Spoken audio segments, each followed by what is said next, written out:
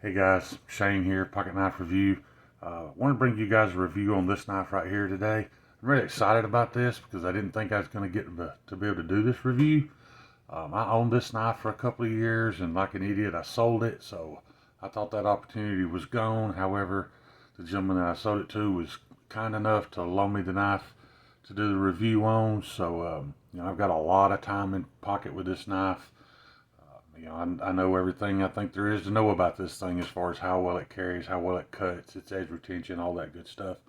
I've experienced several ZTs, guys, between ZTs that I've owned or ZTs that friends of mine have had that I've had a chance to use, borrow, check out, whatever. And I'm going to go out on a limb here and say that this ZT0095BW with the Blades We Love American Flag Anno, this is the best ZT I've ever used, I've ever experienced, by far. Um, and yes, I have checked out the 0562. I want to tell you why I think that about this knife. I've had ZTs, guys, that had dangerous lock failure. Shame on them for that. They didn't seem to do anything about it. But anyway, I've had ZTs that had really soft heat treats that I was not at all impressed with. Um, I was rather mad about it, to be honest with you. Why buy a quote super steel if the heat treat is so poor it's not going to hold an edge? Because I laid this knife edge back to 15 degrees. You can see it has a little bigger bevel than factory, but for some reason this is one of the few knives that ZT actually did a good edge geometry on. It's not super thick behind the edge, so even at 15 degrees it doesn't have a big huge wide bevel.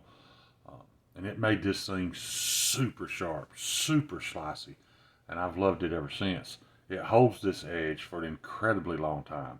This was the first knife that I ever experienced stone skate on. I actually started texting people and asking them why this thing was squeaking and making this horrible noise and felt different.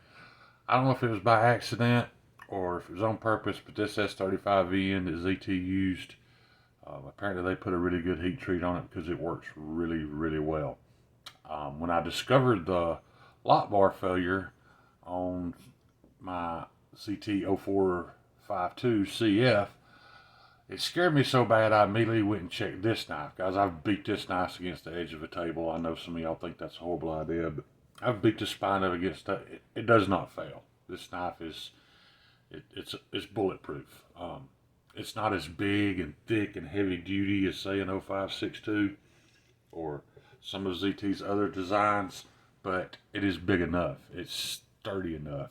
I just don't feel like it needs to be a whole lot bigger, thicker, and heavier than this to make a good hard use work knife, because this knife does the job 100% without being super heavy or super thick, and it also still allows the knife to be super slicey and do a very good job cutting.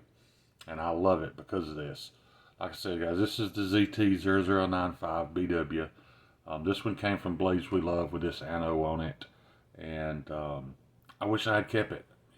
I regret ever selling it. I regret getting rid of it. I own some great knives now, but this one did hold a special place in my heart. But all it took was another knife buddy that got a little passionate about it, and he seemed to really want it, and I wanted him to have it. So I let it move on, and maybe I'll have an opportunity to own another one of these days. But I'm pretty sure this knife is discontinued. You can't buy it new anymore, but it's available on the secondary at way less than what it's worth. I promise you that.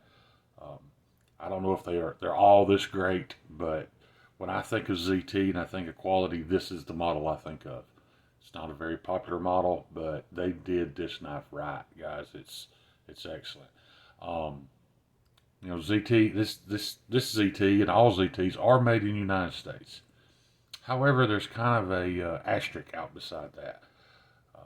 Kershaw and ZT are not an American-owned company. They come from Kai USA, which is a Chinese company that owns manufacturing plants in the United States. So what that means is that you still got a neighbor that's got a good job with benefits, that's working in that plant, building these knives and supporting his family. I'm still okay with that. I'm glad that that there are people, chasing the American dream, and they've got a good job building good quality knives, and I support that. So I don't have a problem with that. But like I say, guys, if you're interested in checking out a ZT and you want to get your first ZT, you could pick this knife up on the secondary, more than likely without the Flagano, for a fairly cheap price. And I think you're going to love it. I will say this, don't let this knife make you think that every ZT you own or every ZT that you buy is going to be this good, because I haven't found one yet. I haven't found one that comes close yet. Maybe they're out there and I just haven't experienced them. But if you get a chance to get a hold of one of these guys, jump on it. It's an excellent knife. It's a great EDC knife. It's a great hard use knife. It's a great tactical knife. It's a great work knife. It will do any job you ask it to do. And anyway, back to my does it make sense segment. Absolutely it does. This knife was engineered well. It was built well. It's got a plenty strong enough lock for the type of work that this blade is going to be doing. The design of the ergonomics, it just works really well in hand. It's a beautiful knife in my opinion. It looks good. It carries well. The pocket clip works perfectly. It's deep carry for those of you that are interested in that. So yeah, this knife was a winner, man. I think they hit it out of the park on this one. And like most things that lots of companies release that are perfect, they quit making it. So it is what it is. But anyway. But guys, thanks for any time you spend with me, guys. I truly, truly appreciate it. And that's all I got for you tonight. Peace, and I love you guys.